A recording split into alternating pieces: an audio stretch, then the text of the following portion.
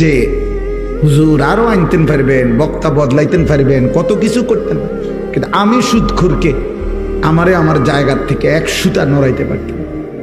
আমি সুদ খামুই, আমি কিস্তি নেবই, আমি নর্তকী দেখবই, আমি নাচ গান দেখবই, আমি বিড়ি সিগারেট দেখবই। কইতেন পারেন বেশিতে বেশি বেশি জোরাজোরি করলে টাকা নিতেন পারবেন, 200 টাকার জাকাত নলে আরো 200 বাড়াইয়া দিলাম,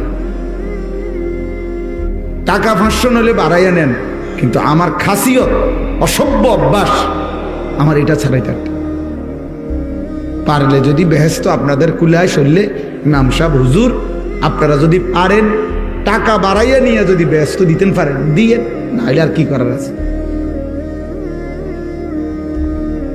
হ্যাঁ, অসংখ্য নাফরমানের কলিজা এটা, আমি খুলে দেখেন। ওই মনে করে এই যে হুজুরদেরকে যে টাকা দেই, মসজিদ মাদ্রাসায় কিছু টাকা দেই, এডি দিয়ে এই হুজুররা বেহেস্ত মিল করে দিব ওনারে, কারণ বেহেস্ত তো এক এক হুজুর যার যার সুবিধা মতো কিছু কিছু জায়গা টেন্ডার নিয়ে রাখছে, বুঝেন না? যে যে কয়জনের টেন্ডার নিছে এই কয়জন দিব। আমি মনে করেন 30 জনের লইছি আগের খতিব হিসাবে, এখনকার খতিবা তো আরো 30 জনের ইয়া লইছে, যে যা লইতে পারছি আমরা। খামখেয়ালি মনে করলাম, আখেরাত খামখেয়ালি।